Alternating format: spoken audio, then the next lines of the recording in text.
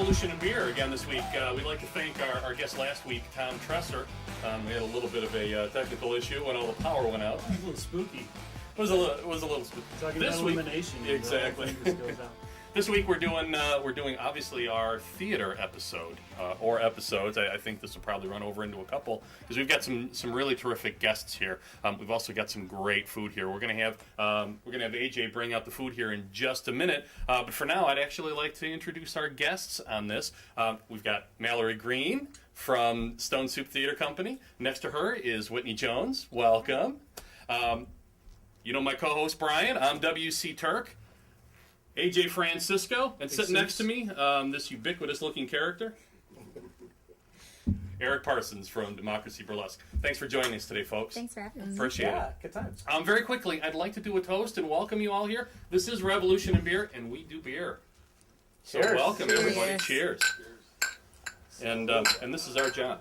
And just a quick note on the costumes. I did discover why Rome collapsed. No place to put your cell phone. So, They couldn't communicate. no pockets. True. And it's a little drafty in here. I'm sure that had something to do with it. Very quickly, I'd like to talk about our beer of the day. This week we're featuring an IPA. Folks that don't know, IPAs are a little bit stronger, a little bit higher alcohol content. They were made for long trips from Europe to the Orient, in which the alcohol content kept them fresh, kept them from spoiling. So it's got a nice little. This one's got a nice little bite to it. AJ, you found some things in this that you enjoyed. Absolutely. I think it's got a wonderful classic IPA bitterness that it lingers. It doesn't finish very quick, so it kind of hangs in there. Today I was thinking about doing a couple different things. I wanted to do one type of food that complements the beer and one that contrasts with it. That complements the beer. I did a coffee rub flank steak, and I actually did a reduction of the IPA, and I put that into the sauce. Wow! Can't wait for you to try that. That's really nice. And then to contrast it, to contrast the bitterness, I did a sweet and spicy honey chili flake wing. It's really, really nice. I think that Can you say all that again? Just say that one more time. It sounded so good. I did a honey chili flake wing, and that's got a touch of ginger, a touch of garlic. I think that the sweet notes and the spicy notes will pair against the bitterness really well. So I can't wait for you guys to try it. And by the way, for the folks at home, you do cook in this outfit. I do. Yes. Sometimes he has his a pots tough and kitchen. pans and his knives. This is magnetic. He just sticks it. Well, bring over the food, dude. Let's check out some of that food. Excellent. Okay, get this for you. And we'll make a little room here. No need for empty beer bottles. No need for empty beer bottles.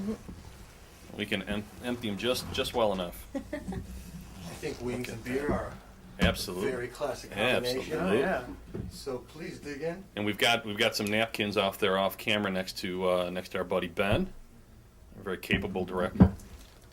Dive in there. And this is also classic Roman food. I believe the Romans were known for their spicy, Little known sweet and fact. spicy wings. Yeah. It's hard to clean utensils while invading other countries. Look, Brian, I'm gonna take a napkin from you, buddy. Please. We can pass those around. Just stabbed it with the end of their sword. And take care of everybody. Jesus. You know, one thing I found about this beer that I thought was rather interesting.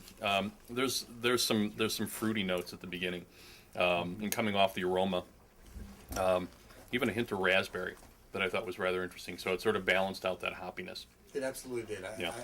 That's why I think I wanted to pair it with maybe a little bit of the ginger in the wing. I think the citrus in it.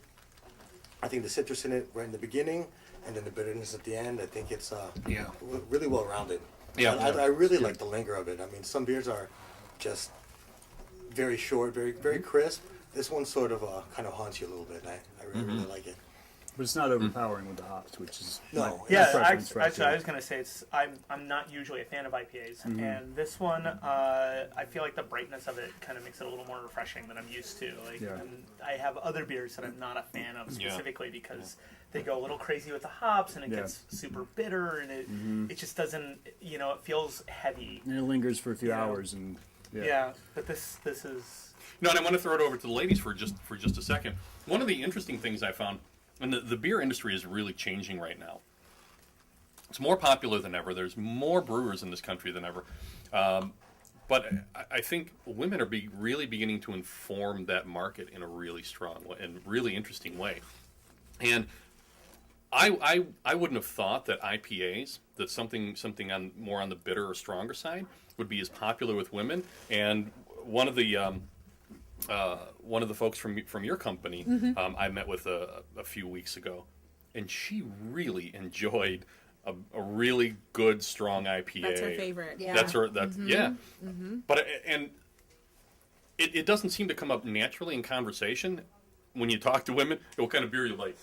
But I'm finding more and more, and I'm asking women more and more because I think it's really an under-realized or even an ignored part of the market or the conversation. Is asking women what kind of beer they like, and why they like beer, or how they come to beer. They come to beer differently, or you come to beer differently than men do, obviously. Yeah, I always enjoy a nice glass of beer, and it kind of came to it the same way I did come to wines or bourbons or whiskeys, as it's a food pairing, really. Like the great flavors that are out there, all the different craft beers. I like the darker beers and the ambers myself. The IPAs are not as much my favorite, but this one's really good. I'll probably look back into this one because I'm enjoying it. Okay, really.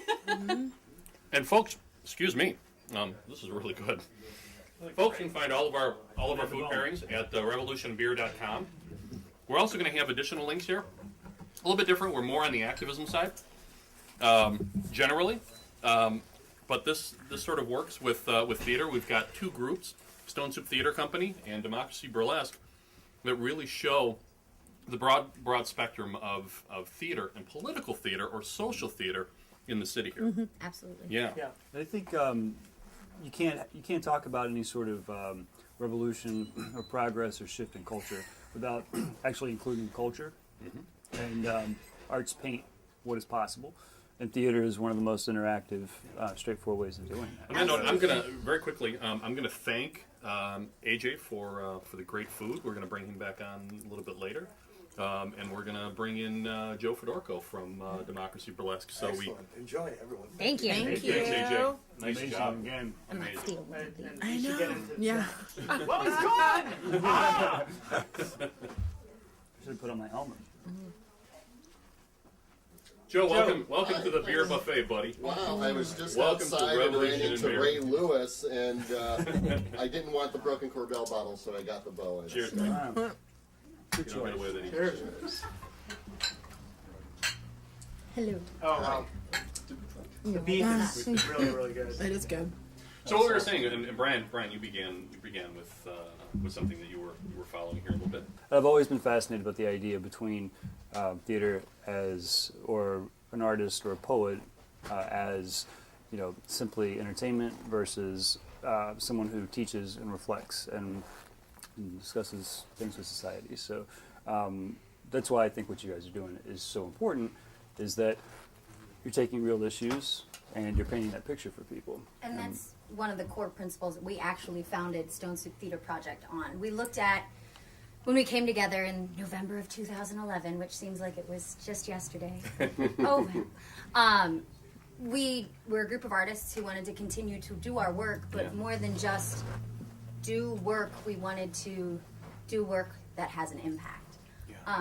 We found that all of our founding members, there was a very strong aspect of community service in our backgrounds, and we were well aware of the issues facing our community. And so that was one of our core tenets. Our first season was called Talking Points because we wanted to start that conversation. Because you're right, theater is incredibly visceral. It is, it came out of religion. It is one of the oldest communicative devices that we have as a human species, if you will. And we have taken that even a step further, where we have talkbacks with some of the groups that we do our outreach with. So, for example, this Saturday at Tamer of Horses, which when this airs will have closed, but we'll tell you more about that. We are having, Bianca... Angalia Bianca come in and speak on behalf of Ceasefire Rogers Park, because we have a pretty close partnership with Ceasefire, because the play that we're doing, we chose because of its themes of youth violence and coming about and renewing yourself through education and reinventing yourself and finding your true potential. And so we're not just introducing these themes with our show, but we're introducing audience members with the organizations they might not otherwise have a partnership with. So, I mean, that's really what we're doing. And it seems it seems like it should be a natural marriage of social issues or political issues and theater, but it seems to me the theater has gotten away from that a little bit, to where actors just want to find a job, which is pretty understandable. You gotta pay your bills. You gotta pay your bills. You gotta pay your bills. It comes and goes, though. If you look at theater history, I mean, you'll have the stuff during the Great Depression that was pure fluff and that was pure, not every piece that comes out of Broadway or comes out of any theatrical endeavor is going to be the next Les Miserables or the next giant social impactful piece. Because I have to be honest, I pay my bills with some fluffy theater, but it has its place. But it has value. I mean, Absolutely. there is something very special about escapism. That has value. It holds a high But position. theater can uniquely impact social decisions and awareness in a way that a lot of other medias or just standing on the street handing out pamphlets or something is not going to do the same way. I want to bring Democracy Burlesque into this a little bit. First of all, I have to ask, you do the theater in the nude? Oh, absolutely, yeah. I mean, that's how it started, in the nude, around the campfire. No, actually, only the politics are naked at Democracy. So I'm assuming you guys don't serve soup. Or stones. Just to get that out of the way. Just covering the basics, But you guys come to theater in really well. I guess kind of speak to the similarities. Well, the similarities I think are both with activists within the theatrical and artistic community and just sort of the desire to do something. DB in this form started in 2006, but the idea for it, which was mine, came really about, it's going to be 10 years in December. And the idea that there was this energy and desire to try to just keep doing something beyond paying the bills, something fun, something, again, interactive, getting the audience involved, throwing the fourth wall hilariously aside, but still doing fart jokes and being funny as best you can. And I think part of it, and you and I had talked about this in the past, that everybody, we are an all-volunteer organization at this point, and part of what allows us to do that is the fact that Democracy Burlesque is unique in terms of the specific approach that we take to creating political theater, but also because most artists that I know do have a sense of internal interest in service and serving the community. And the primary way in which people find that they're able to serve the community is either working for a nonprofit that is doing something specific or donating money. And artists have a set of skills that is unique and unusual. And one of those skills that we have is not necessarily having the finances to just donate our money. That's actually less, we don't necessarily have the money to just hand to an appropriate nonprofit.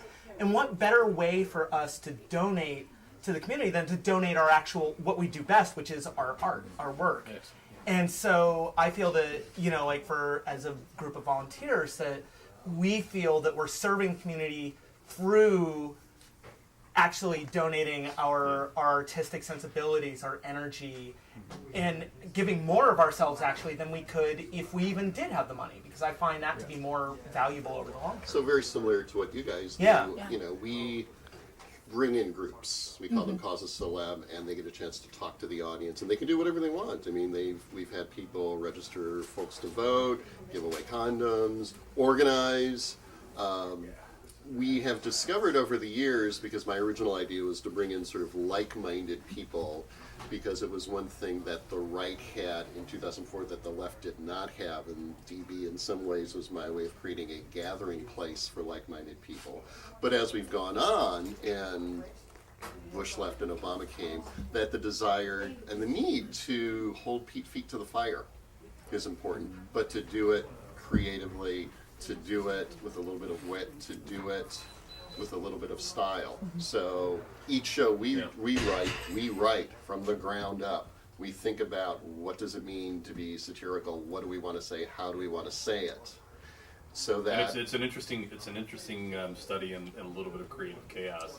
See one of those writing sessions. I've been to a few of them. Yeah, my background is as a playwright. I was a resident for many years at Chicago Dramatists, and there we learned how to create a voice, which in a lot of ways is what DB has been doing, developing a voice, and probably what you guys are doing as well. And the voice is what speaks to the different issues as much as the specific jokes, the specific causes, the specific themes. And you guys come to it from a different way, but you guys go for the jugular. Oh yeah. And how you described it the other day when we were talking is you always punch up. Yeah, always punch up, never punch down. You know, our job is to mock. Our job is to go after hypocrisy wherever it exists, and the people you want to go after, and I feel it's your responsibility to go after those in power, because if you're going after those who don't have power, you're just a bully.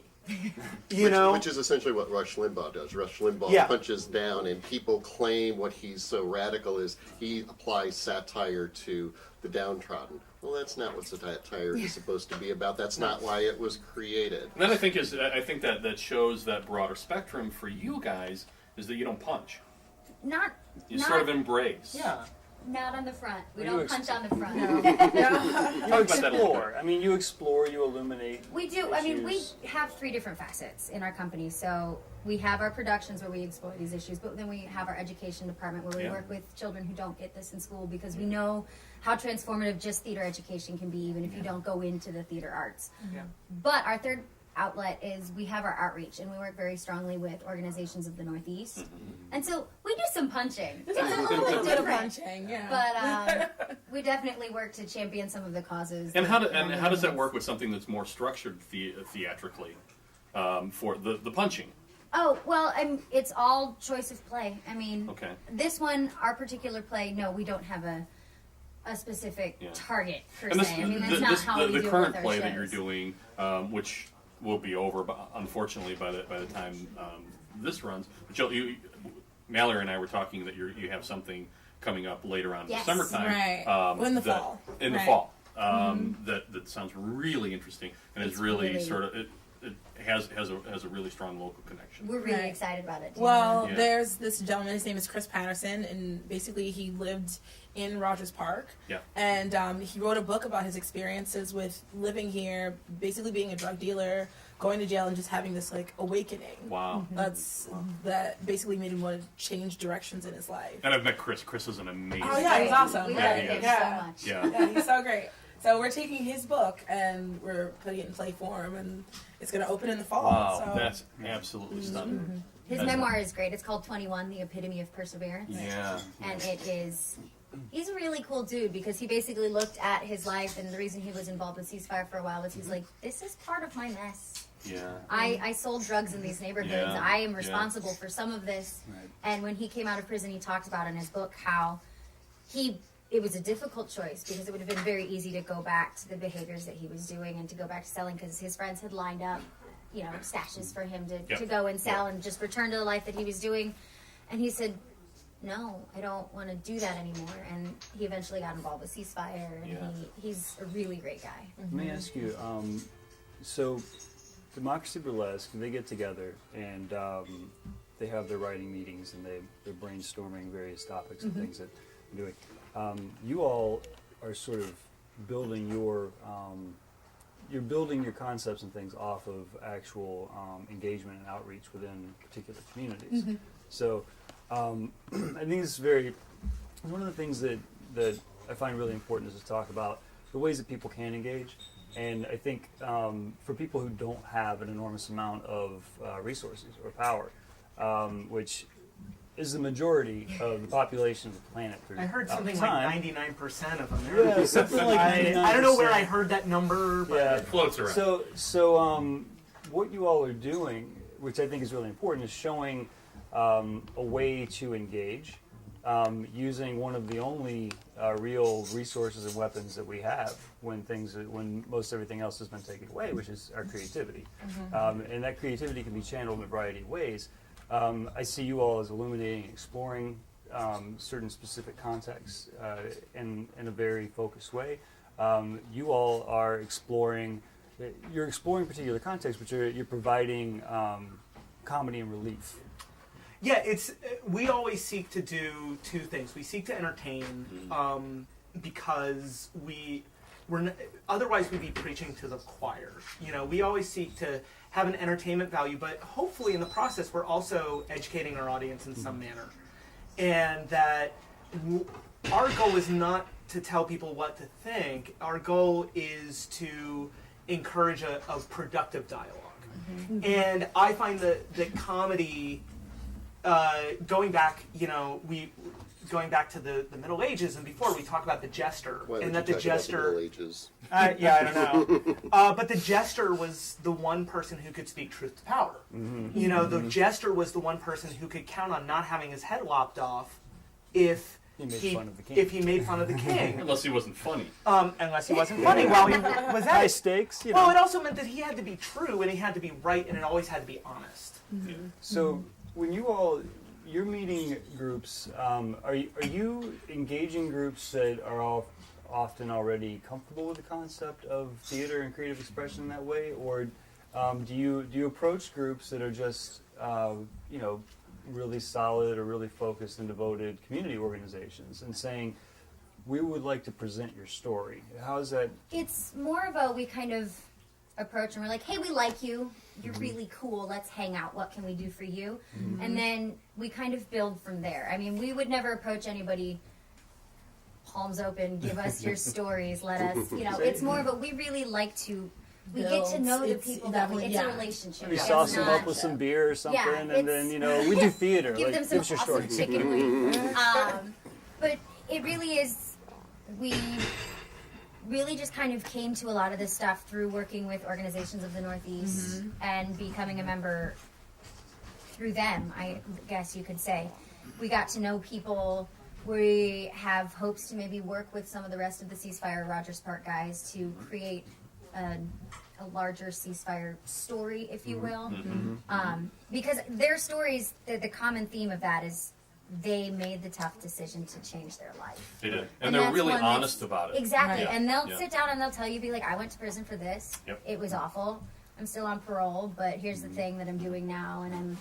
And it really is important for us, I guess, as artists to tap into the true stories in our neighborhoods, because it's really easy to hear these idolized stories, these movies that may or may not be true, or they may be based on a true story loosely, and it's people as an artist are the most important and exciting Absolutely. things. Well, Brian and I work with a homeless group in Inglewood. A homeless group, and actually we've done work with on foreclosures. The people that are on the front lines there, their stories, and I would encourage people to really get involved in groups and really get involved in the community, because some of the stories that you hear are incredible, powerful, life-changing stories. If you think the industrial cultural complex is cranking out some good content, I mean, seriously, go check out some working class people that are struggling. Those stories are real. And it's not, I mean, our first foray into the theatrical world last year was we did a staged reading of a play that I wrote in college called Tikva, which was based on interviews and the memoirs of Jacob Fishkin and his sister Sarah's diary from World War II. Wow. And we used it to tie into the themes right now where we know there's this issue in our neighborhoods, and some people would rather choose to just maybe take a different red line stop and circumvent the neighborhoods that they don't want to hang out in. And we kind of used a story that people might be more familiar with the themes of and might be a little more palatable to kind of bridge that gap into the conversation of, hey, we cannot ignore this problem in our neighborhoods because we just can't. It's not what we do as a human being. Well, that's the power of any good story. Exactly. What you're living is so close to you, you can't identify with it. But when it happens to somebody else, to know the story, and they there are will connect with these it. themes that transcend time. I mean, the play we're doing right now, Tamer of Horses, technically takes place in the 80s, but The story, story is is the same. happening right? It's Nothing- contemporary. Well, nobody remembers the 80s. Very quickly, because we've actually blown through a half an hour. Oh, here. goodness. Oh my Yeah. goodness. That was fast. So Can't you Awesome- slow down awesome time? I conversation. mean, come on, Yeah, dude. come on, Jesus. So what I wanted to do quickly is, and I wanted to get, I wanted to talk with everybody about crossing that line. So, Whitney, we're gonna trade you with, with Carl. Carl, only because you have to get to the theater, to work. which is important here. But very quickly, I wanted to ask both of the teams here how people can get involved. And we are going to, folks. We're also going to have all these links on the screen that you can engage either with your smartphone, or if you're sitting at home with your smartphone, or with a tablet. You'll be able to join this conversation with us as well. But you can also find all of this at revolutionofbeer.com, and then definitely engage both of these folks at Stone Soup Theater Company, and absolutely, and at Democracy Burlesque. But very quickly, a couple last really quick thoughts before we cut out of here. As to how they can get involved? How they can get involved. Absolutely. Well, check out our website, stonesouptheaterproject.org. Like us on Facebook. Follow us on Twitter. We are currently expanding our company. We're always looking for artistic associates Nice. and ensemble Nice. members, so let us know. Nice, guys. We have multiple ways people can get involved. The first is come see a show.